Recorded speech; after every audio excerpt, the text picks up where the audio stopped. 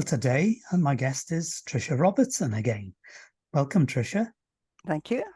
And good to be here.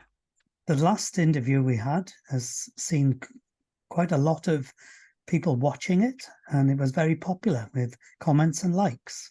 So I know today's talk will be as interesting. So presumably we'll be talking about survival of the spirit of consciousness of some kind, and also poltergeists. Over to you, Tricia. Hello, everyone, whoever may be watching or even listening. I'll do a quick recap for people that did not see me before. I am what you call a psychical researcher, and for 40 years I've been looking into the survival of human consciousness. In other words, when you die, the real you in you does not die. That, we'll call it consciousness, you can call it spirit, you can call it soul, you can call it what you like. That bit of you that is you, the bit you know is you, your gut feeling, that is you. And that bit never dies. It cannot die for the life of you. The physical body dies, but the real you does not. And between one thing and another, it becomes more and more complicated as we go on.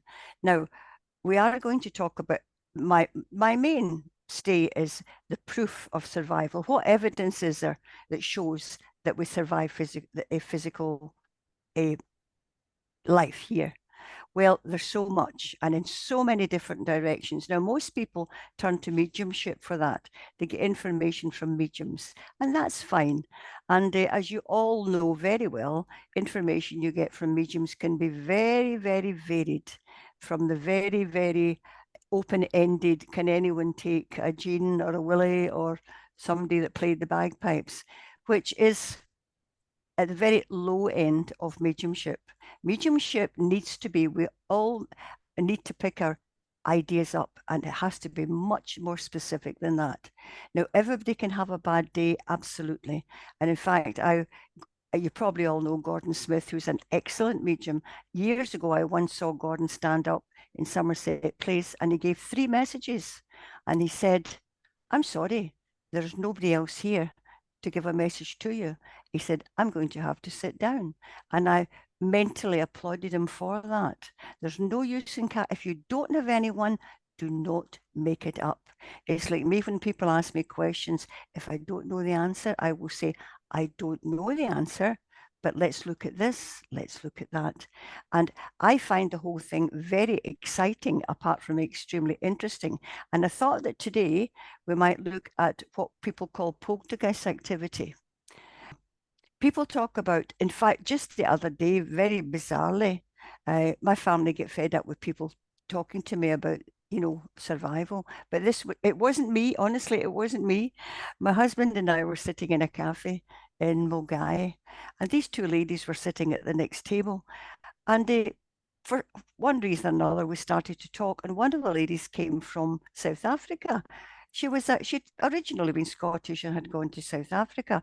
Anyway, we started talking about one thing and another, and we have a big park up here called Mugdock Park. It's a very old building, and it's a country estate. You can do lots of things in Mugdock Park. How we started to talk about that, I don't know, but we did.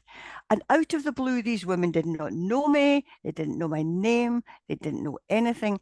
And this woman said, "Of course, Mugdock Park is haunted. It's got a poltergeist." And of course, I kept my mouth shut. I said nothing. And I said, "Oh, what makes you think that?" So she began to tell me about a friend of theirs who was allowed to set up a caravan in Mugdock Park. And he only stayed a couple of nights because in the middle of this is in the middle of nowhere. He could hear people talking, he could hear footsteps, and he could feel presences in the caravan. He didn't last very long. And seemingly it's quite well known that this happens. Now, I'm going to make it my business now to try and find out a little bit more about that. But this is someone completely out of the blue. And it got me thinking about poltergeist. That's in a way why we're talking about it. Now, she said it has got a poltergeist. That may not be the correct use of the word. I talk about poltergeist type of activity. And we suffer, and you suffer in spiritualism as well. You suffer from definitions. Definitions are not always handy, because if you define something and draw a line down it, that may not be right. Poltergeist activity could include things like movement of objects, feeling a breeze, that could be classed as a poltergeist activity. Uh, all the actual movement of objects, opening doors, moving furniture, all that sort of thing could be classed as poltergeist activity. And yes, that absolutely does happen, but it's not always necessary for it to be spirit that are actually doing that. To illustrate the point that all of these type of movement of objects, even apparitions sometimes, and this is where I talk about lack of definition, because the activity that happens, like movement of objects, etc., can sometimes be accompanied by an apparition as well. So you wouldn't actually call an apparition poltergeist activity, you would call that an apparition. So we have to be very careful not to classify too clearly, just have a general thing. We'll talk about poltergeist activity and look at possible reasons for them.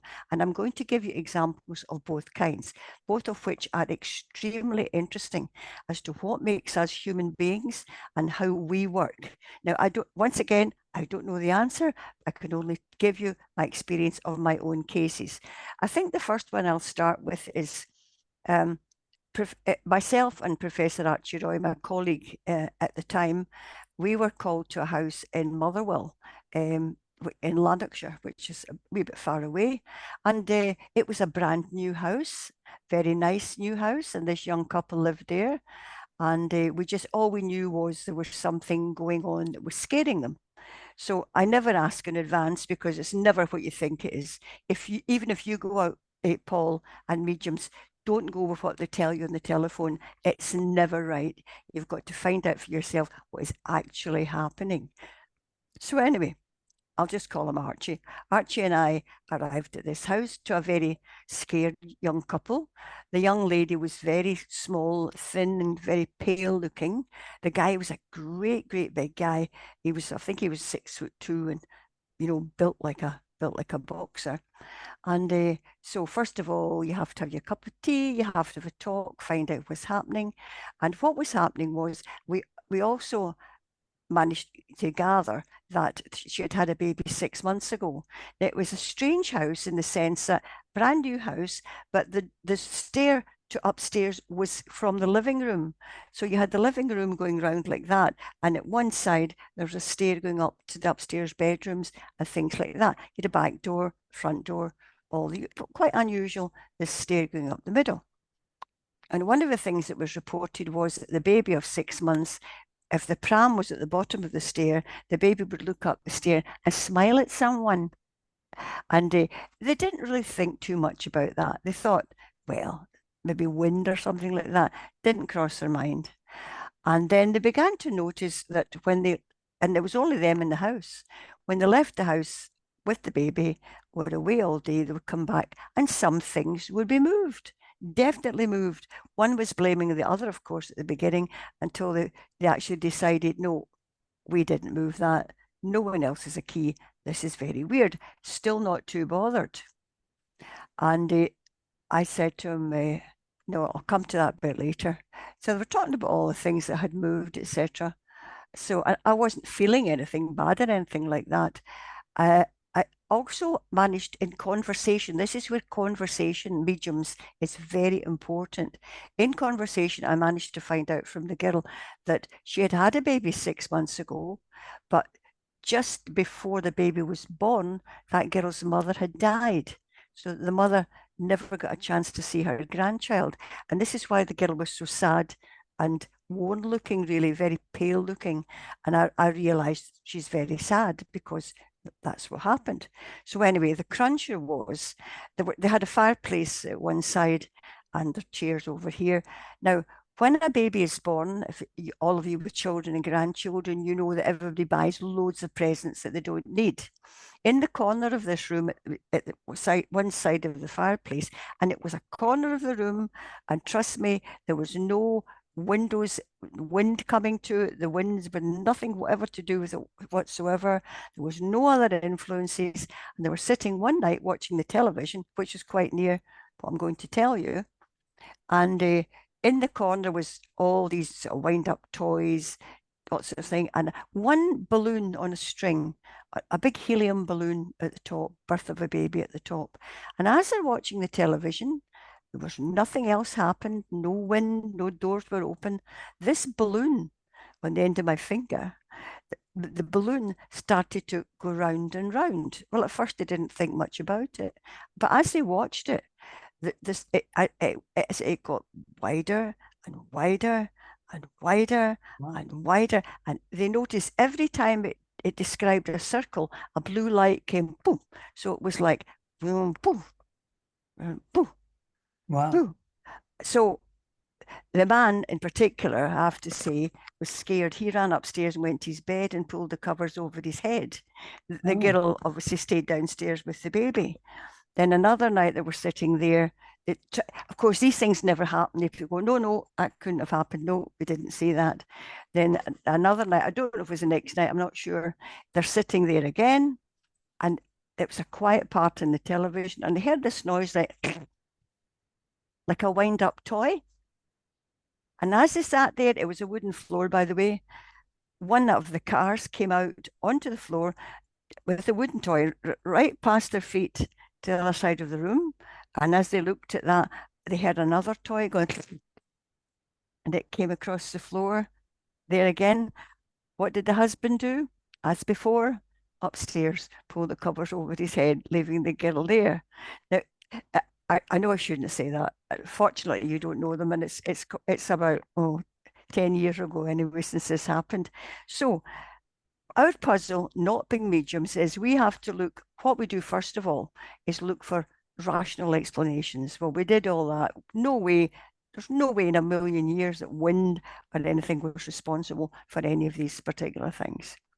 So then, though I'm not a medium, I'm quite empathetic. I do pick an odd thing up. And I actually, what happens to me actually is I find myself saying things that I didn't formulate in my brain. And I said to her, what was the first thing I said to her? I think I said to her again, what happened in whatever month to when these things started. And then I worked out the way she said it, it was after the mother had died. Then it clicked with me. What could be more obvious? This mother had died, and she had never seen her grandchild. She's trying to let them know that she's okay. So I voiced this opinion to the wife and the husband, who was looking at me askance.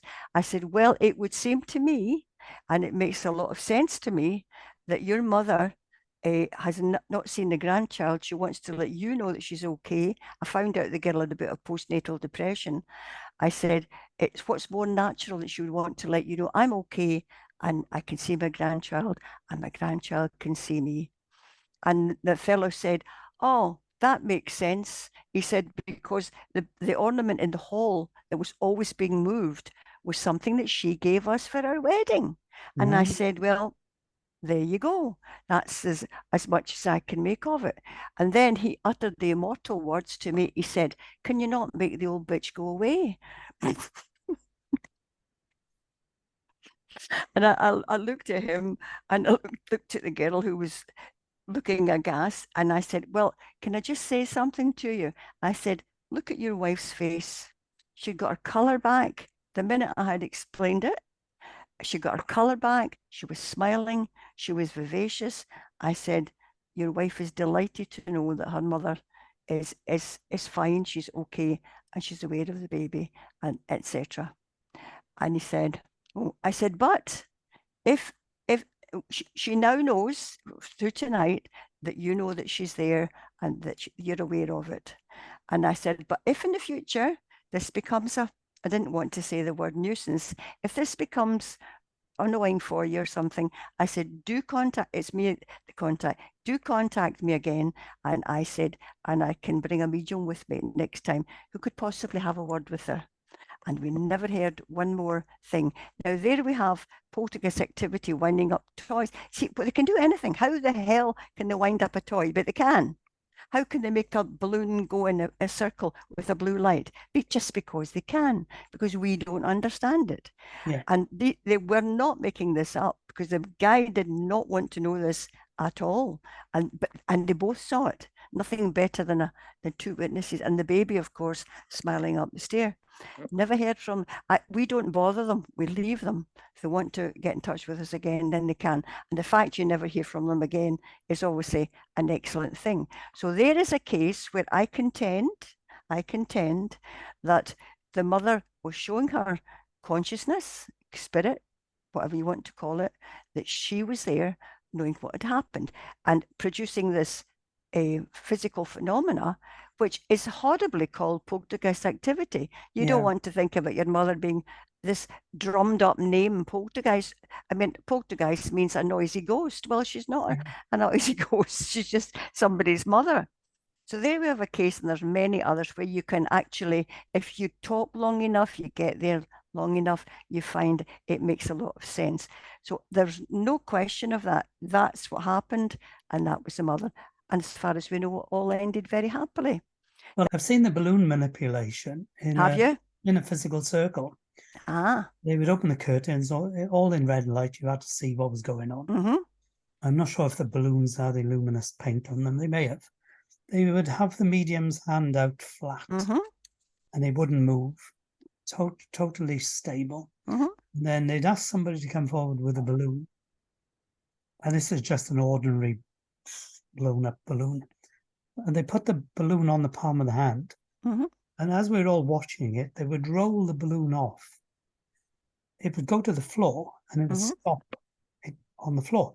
And if you took it away and drew an X on the floor, X marks the spot. And they would do that time after time. More, I don't know how many times, maybe 4 or 5 times. Pick the balloon up, put it back on the palm of the hand, watch, rolls off, lands on X. Put it on the palm, rolls off, lands on X. I would imagine if you had a balloon on your hand and you maybe blew it or something, because they weren't moving the hand to rock it up. Say it was slightly at an angle downwards. If it fell off, I bet it would never land on the same spot twice. No, you just saved the day there, Paul. Yes, the fact it landed at the same spot is definitely not chance. It's definitely someone is doing that. They're taking it off and putting it down there.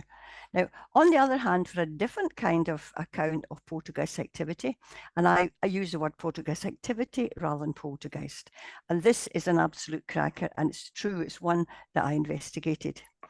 Once again, we got a call from somewhere. Where people find me, I never know, but a call from somewhere to say it was in Fife in Scotland, which is quite away from here. So I drove Archie up to Fife, and we got to this house. And it's no reflection when I say a council house. I don't mean it any bad way at all, but I'm just trying to give you an idea. Your normal council house, semi-detached, solid house. People had been there for years, well, quite a few years anyway. And in this house lived a mother and daughter. I never ever found out where the father was or anything like that. That wasn't important. And what was happening in this house was lots and lots of weird things actually happening in the house itself, like cracking noises in the floorboards, etc. But more worrying than that, at the weekend, I say it was a mother and a 13-year-old daughter.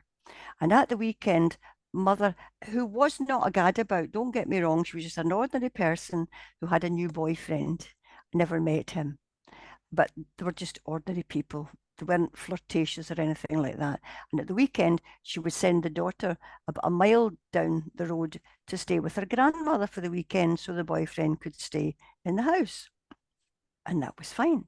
But when the girl went to the grandmother's house, the grandmother was an old Fife lady with a voice like a Coleman, one of these old right broad. I actually do have a recording of it, but even I couldn't let you hear it, and I couldn't let you, because the swearing was quite magnificent in it. And what was happening the weekend was the grandmother only had a double bed, one of your old-fashioned kind of double beds, with maybe a wooden headboard, but just the iron works and the iron legs that went on. Once again, a wooden floor. And what was happening the weekend? So the granddaughter had to sleep in the same bed as her 80-odd-year-old grandmother. And what was happening the weekend when the granddaughter was sleeping beside the grandmother? It all started one of the weekends when this terrible noise was coming from the headboard. Now, I've got a recording of that. I can't find it and I couldn't let you hear it anyway. And it's almost to me, if you took a whip and you did that on a piece of wood like that, it was like that, except that the sound was coming the opposite way around. It was like a crack, crack, crack, and then the noise coming out of the headboard. And it's quite a different noise that you've ever heard before. I've heard poltergeist noises before. Here we come to the science of, well, pseudoscience of energy. So whatever was happening, anybody can argue is like the energy was coming from within the headboard and coming out the way towards us rather than applying the energy to the headboard. And it's quite a scary, scary noise, loud noise coming out this headboard. And that was very disturbing. And then what began to happen was either side of the bed, there was bedside tables. And sometimes the bedside tables would rock, things would fall off them, and then escalated into the whole bed with the two legs at the bottom of the bed began to lift up, and they would go tick, tick, tick, tick, tick, tick, tick, and the metal feet were going on. It was going at a fair old rate too. I've got a recording of it as well. Tick, tick, tick, tick, tick, tick. By this time, grandmother had lost the plot. And, and at one time, and on the tape that we've got, so what we suggested was, before we had the recording, to put the tape recorder under the bed so that we could hear what was going on. You know, you don't just believe people because they tell you things. So we put a tape recorder, one of these old-fashioned ones that you press like that, under the bed. So went back again and we got the tape recording. And this is when we heard all of the things that I'm telling you. Now, in between times, they had there was family not far away. And one night when it was so bad with the bed getting up and down and the screaming and all the rest, they phoned somebody they knew and who was a builder. And he brought two of his friends in the middle of the night, and they saw the bed going like that. So three of them held the end of the bed down. Three of them held the bed down to stop it doing that. And it made no difference whatsoever. Oh. Three big, strong men forcing it down. Never happened. So whatever's happening there is in a different time space, whatever it is, but our physical world did not affect it. Now, I don't have an answer for that, but I'm just telling you what actually happened. So anyway, we get there, etc., etc. And one of the things that happened at the beginning was we heard that the poltergeist noise. I'll do this because it was like a crack, crack, crack. And every time it made a crack, the granny would say, "Oh, you bastard." And the girl's going, "Shh." And the granny's going, what are you talking about? She said, "Granny, the tape recorder, the tape recorder." She said, "What fucking tape recorder?" This is real life, darling. This is not love and light and bless you, my child. This is what happens. This is reality. So the languages, they got worse and worse and worse. So anyway, we got the tape recorder, etc., etc. Of course, we just flying by the seat of our pants as well. So all of that. So we met in the mother's house again. And what we do is, it was just the mother and the daughter. So what we do is we separate the two witnesses, well, the witnesses, you see, because you get a different story from different people. And sure enough, they both had told exactly the same story. But when I spoke to the girl, I picked up the girl was resentful of the mother having a boyfriend there. Now, the girl didn't know she was resentful of the boyfriend coming at the weekend, but she was. I've got another story like that as well. Not as graphic as that, but another story like that as well. So anyway, it dawned on me, right, okay, the girl is feeling out of place. So what I did was I made up a meditation, and I took the two women aside. Archie Archie was quite deaf, so he was just there as a presence, you know. And so I said, right, there's obviously an awful lot of stress in the family and in the house, whatever. You never blame the people, you never tell them it's their fault. I said, there's a lot of stress going on here and in the granny's house. I said, what to do to make it stronger every night in life when you're here at home with your gran. I got two chairs together and I showed them how to sit opposite each other and hold hands. And I gave them a colour meditation that I made up on the spot. It didn't matter. I was telling them this was going to help, right? So we went through it with the colours and then different colours and feeling each other's energy, etc. 10 minutes each night. That was all they had to do. And I said, in 2 weeks' time, this will have disappeared. Now, I didn't know what I was talking about, I'll be honest with you, but I thought we'll give this a try. It's all you can do. So they did that. And she must have had my address because she wrote to Archie Roy at the university. That's what it was. And in 2 weeks' time, he got a letter to say, tell Mrs. Robertson, the usual, she's a wonderful woman, etc. That, and she said, a lot of the we shouldn't call it phenomena has actually stopped. Everything is much, much quieter than it was before. But we did go back again and we spoke to an aunt because at one time the girl was found out to stay with quite a posh aunt, believe it or not, that lived quite nearby. And the aunt said that when the girl came to her house, there was all the crackling in the floorboard, the skirting board. You could hear it go like bursts of energy, but nothing like it was before. And the energy at Granny's house at the weekend was okay. Now that was she was getting time with her mum, 10 minutes every night together on her own. And once again, we left it like that. Right, we said that's good, it's going in the right direction. If you need us again, give us a call, and they never did. Now there was no spirit attached to that whatsoever. It don't know how this works, but it's the resentment within the girl, the unknown resentment within the girl. That whatever these energies are, it's never a good energy, by the way, poltergeist activity, and it's never a bad or an evil energy. It's usually resentment, actually. I'll use the word hatred, but that's not a good one. Resentment, some kind of thing that's pent up within your body. And our bodies, we, for some reason, have a wonderful ability to express our discomfort that way. Now, everybody says to me, well, if everybody's under stress, why does that not happen to everyone? And I said, I don't know. Some people under stress have a nervous breakdown. Some people under stress just cry a lot. Some people from time to time, that's the way that their body expresses their resentment. It's a cry for help. Please help me. I'm a very unhappy person. And I'm assuming that it's your own consciousness, wherever it's housed, that's doing this to try and help you to get some help. It's like us, I suppose in a way it's like PTSD. People need help to deal with whatever trauma is in their life.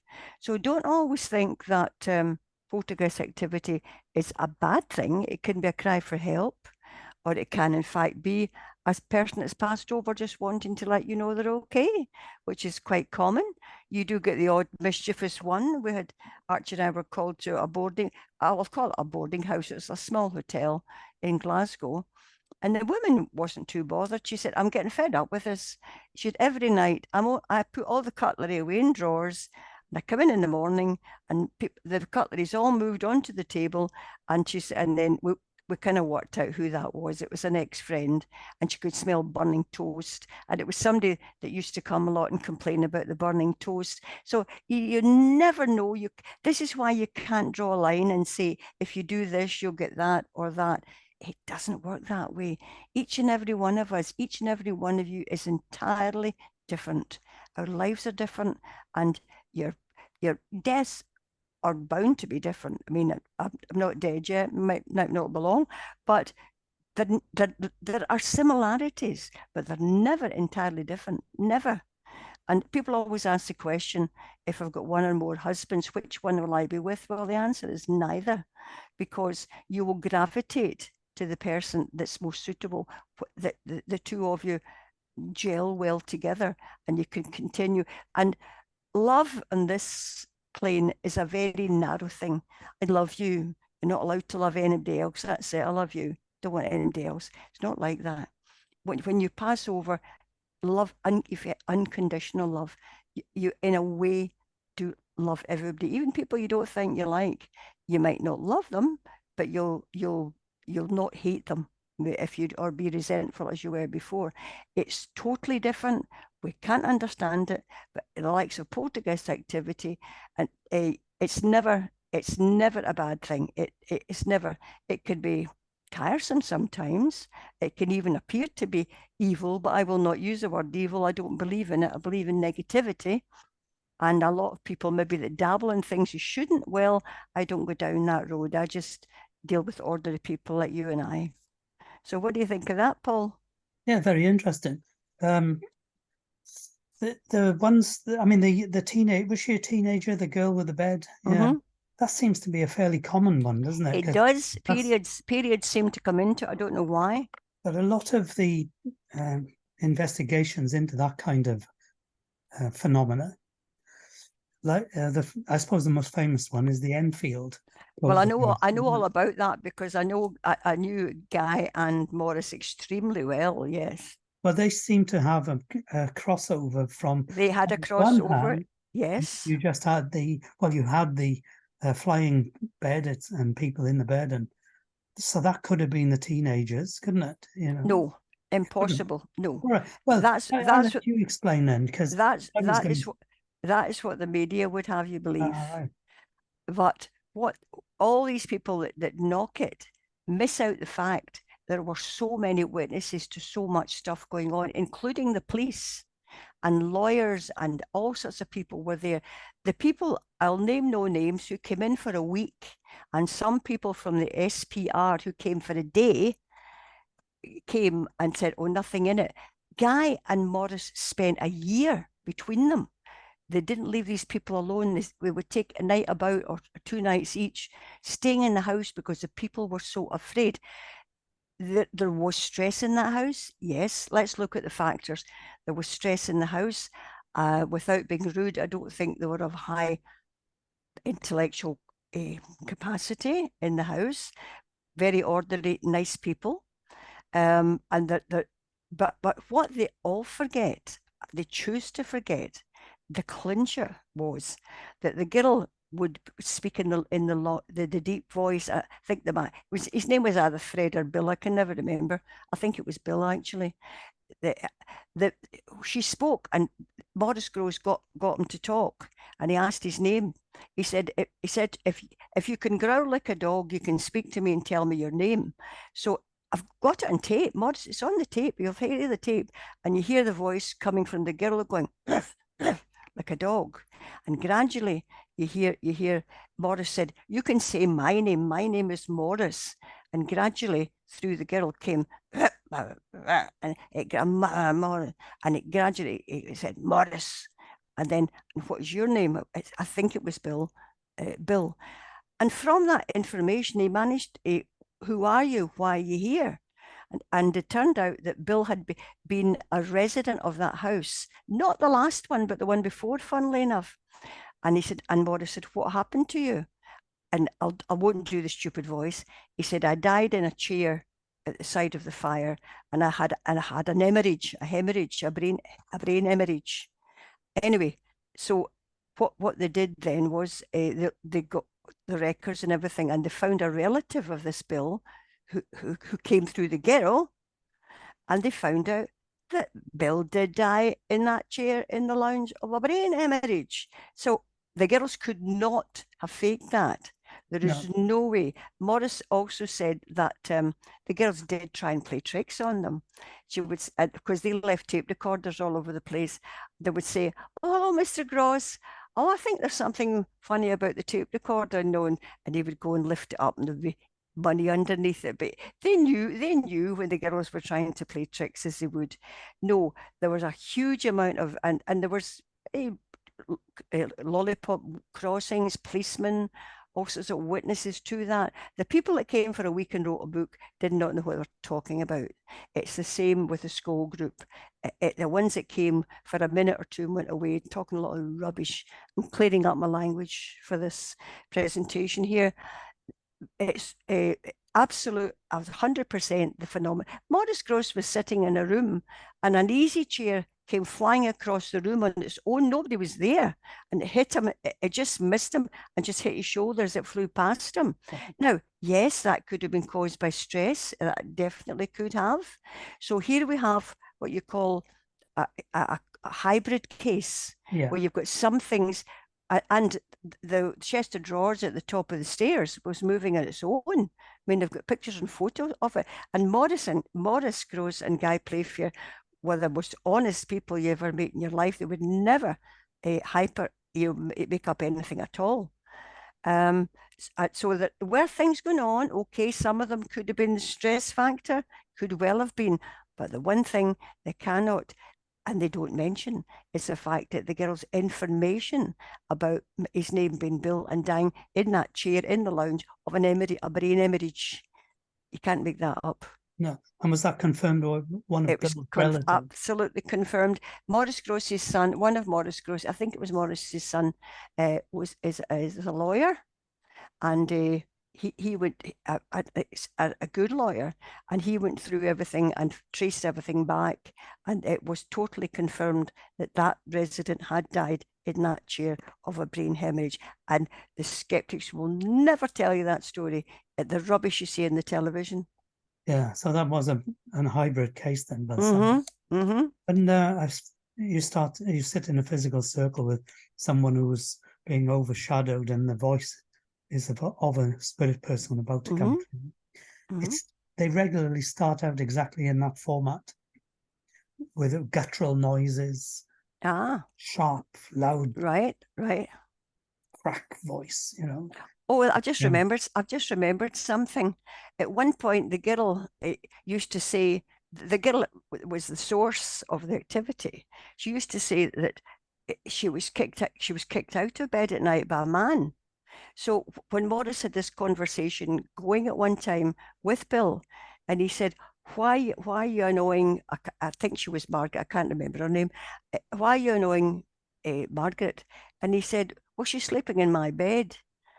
So the man thought that was still his bed, and he was kicking it out. Makes sense. I deal in what I call common sense. You've got to have common sense. Does it make sense? If it doesn't make any kind of sense, then you can say it's not true. But it doesn't make sense. The people next door, they had stuff being apported, cushions through the wall, books from their house to the people in the other house who had no interest in it. So you've got apports, you've got cushions going on the roof, you've got police people seeing chairs flying about. So once again, it's definitely not a fake. Some of it definitely could have been caused by stress, but not the fact that Bill died of an hemorrhage in the chair at the lounge. That is not a fake. That's the problem. You know, but it was a true case. They were there for a year trying to help the people. With the young girl who had that voice come through it, you would have to consider the idea that she could have been a physical medium. So has it ever been followed up? You know, because they moved out of that house. I have the feeling that how can I delicately say this? I don't think she'd be mentally strong enough. One way and another, I don't think that would have been a good idea for that particular child. I do know that they did grow up, and I think they were okay after that. But it was only in this house, and it started because the man was there. It leads to, of course, another question. Between that man dying in that house whenever and whoever was there before, why did it not happen to the people before? But then we don't know. Maybe the person before was a man. Maybe the man that we did sleep in the same particular part of the bed, etc. So as I say, the more you go into this, the more peculiar it has. Just before we stop for today, we shall continue with something else. But on the stress one, and this is absolutely true, it's one I investigated myself. This is why the books that I write are things mostly that I have investigated myself, that have got evidential stuff in it, giving you what happens in real life to real people. Not all. Obviously, you've got to equate it to some other of the written work with other people, but I don't particularly like doing that. I like to do what I do myself. This was a case where we met at Glasgow University, actually, in the college club, which is no longer there. This couple, a middle-aged couple, came to meet Archie and I at Glasgow University. I would say the woman at that time would be about 50, but a very old-fashioned 50, short grey hair, you know, an older style. And the man was just a nice, quiet little man. And I had no clue what it was about. This Archie had got the phone call, we're going to see these people. Fine. So we're sitting at this booth, if you want to call it, like a cafe. Archie and I are here, and the couple are there. And the woman's telling us about where she lived, etc. And it was a red sandstone house on its own. It was obviously a very nice house, and it had a hallway and stairs and two main rooms and everything. Obviously, very nice people. And the telephone table was in the foyer at the bottom of the stair. And from time to time, she would go into the hall, and in a hall near the telephone, she would see these, what shall I say, black furry animals running about, but they weren't entirely solid. You know, it was like dark funny animals. And of course, this worried her because she was a Roman Catholic lady and very much aware of, because when they see something dark, they think it's evil, etc. when it's dark. And a very staunch Catholic lady, very lovely, and she was very bothered by this. And so she was telling us this, and at length. And I'm sitting there beside Archie thinking to myself, I haven't a clue what is going on here. It didn't make any sense to me. And this is where empathy from me comes in. Archie's sitting there, obviously not got a clue either. This didn't make any sense to us, these nice people, all that was happening. And suddenly I heard myself say, and what happened to you earlier in the year, perhaps round about March. Now, this part of my brain is thinking, what are you talking about, Tricia? Because I didn't formulate these words. And she looked at me, and I'm thinking, what are you doing? And she said to me, I don't know. I don't think anything. And then she went, oh. And she looked at me. Now, I haven't a clue, remember? And she said, oh. In March this year, she said, to let you understand, when I was born, she said, my father went away and left my mother with me as a very young baby. He ran off to Canada, and over there, he married someone else. And I haven't really heard from my father all these years. But in March this year, she said, I got a phone call. And I don't know how they found her. So she got a phone call. And this woman's voice said to her, is that, whatever her name was? She said, I am whatever her name was from Canada. She said, your father and my father, we have the same father. You know how you can trace people nowadays? We have the same father. And I'm just phoning to let you know that your father has died. And he has died a millionaire. And I'm phoning to let you know you're not getting one penny. Like that, you see? And so she said, oh, she said, that's all I can think of. So I never said a word. Archie stayed quiet. And she said, and then she started to cry, tears running down her cheeks. She said, I've just realized, she said, I am resentful. I am resentful. I didn't think I was. Oh, she was crying floods of tears. They must have wondered what we're doing in the college club, this woman, the tears running down her cheeks. And so she didn't think she was holding this resentment. And it was her resentment that was formulating as these black furry animals. And of course, the telephone, remember? Telephone, down the telephone. And still not knowing if I was talking rubbish or not, I said Alex things to her. And she said, and then she started to cry again. She said, I feel as if I've let my God down. I said, no, you haven't let your God down. I said, you didn't realize that you were being resentful about that. And it's very understandable that you were, although you didn't think you were.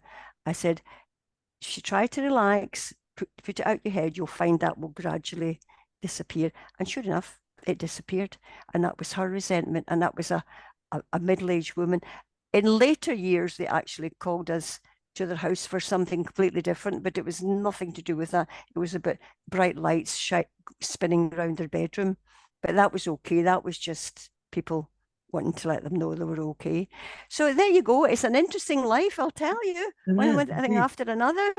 Fancy telling somebody he was a millionaire and you're not getting a penny. I know, How bad awful prism. is that? How That'll awful bounce is back. it? It'll come back Absolutely. to them on it, all that. Absolutely. Won't do them any good Absolutely. whatsoever, that won't. It won't. The can will come back and bite them in the bahookie. That sounds Yeah, like that last story sounds like another, you create the stuff yourself you do. and you No, make no, the no, end. no, no, no. Yes, yes. In a way, yes. But it's not the you that's sitting there talking to me. No, We're it's a we different we part are of it. we are conversing at a consciousness level. We're conversing at beta wave consciousness at the moment. Hopefully, otherwise you'll be sleeping. Uh, this consciousness, and we don't really know your spirit consciousness, the real consciousness can do anything, and that's her way. That's her spirit consciousness telling her to do something about this. Unfortunately, we were able to help, but Yeah. Well, you're obviously a medium because what you're just described was overshadowing, and they plant the idea and it comes out of your mouth before you can do anything about I it. didn't. I did not say that. I hadn't a clue. No, Yeah, that's yeah, archetypal overshadowing. yeah, Spirit person wants this lady to be yeah, yeah. relieved of her angst and all the emotion trapped. Yes, but just to try and draw all together, as I say, we are very strangely formed beings with different realms of consciousness. When the physical body sheds off, the real you, the real consciousness continues, and we have no idea what that's really like. We know they can be anywhere at any time, as quick as a thought, and you never lose anyone. People will say, "Oh well, if they've moved on, my father's not there." That's actually not true. That part of consciousness that was your father or your mother is always there. Yeah. Whether they choose to come and talk to you is Another thing is I'll is, is their choice. Just as here, you choose the people you want to speak to here. And it's very difficult dealing with people because you've got the one thing, it's like the doctors do no harm regardless of anything you do. And that's why there are some dreadful mediums. I've had some horror stories about things that mediums have told people that I've got to try and unpick. yeah, Oh, you're going to die on the 27th of March. I mean, that's ridiculous telling people that.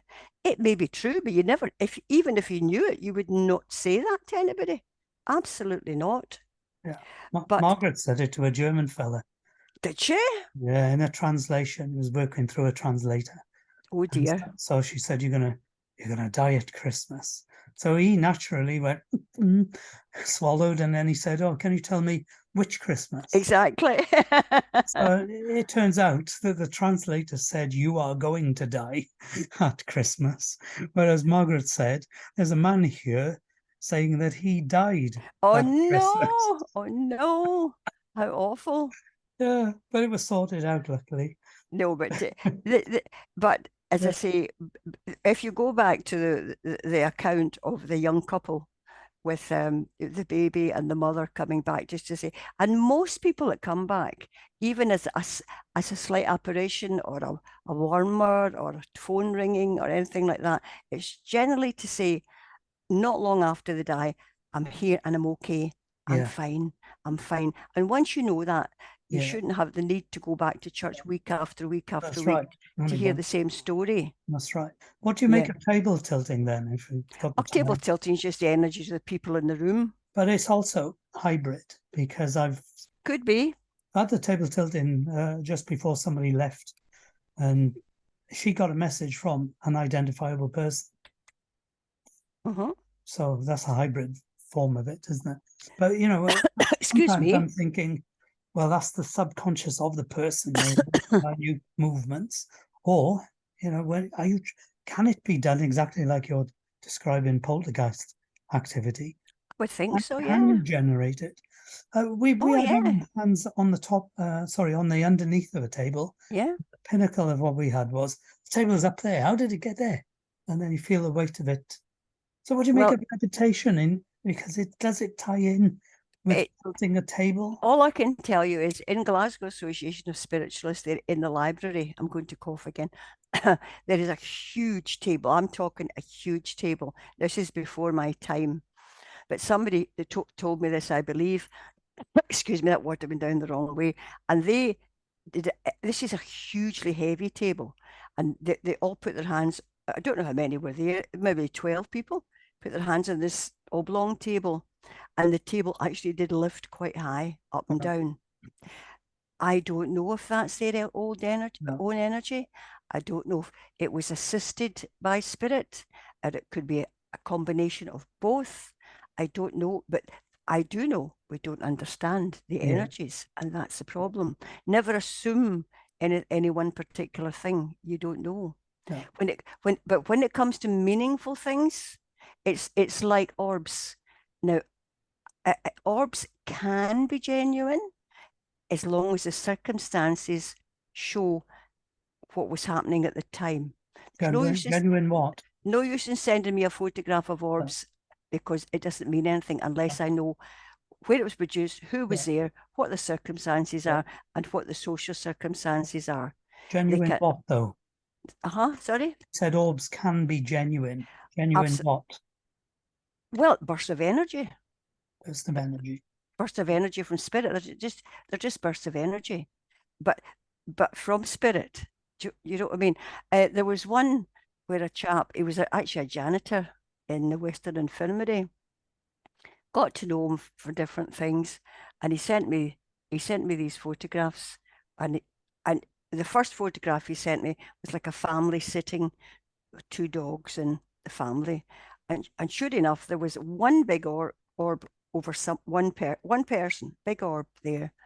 That was fine.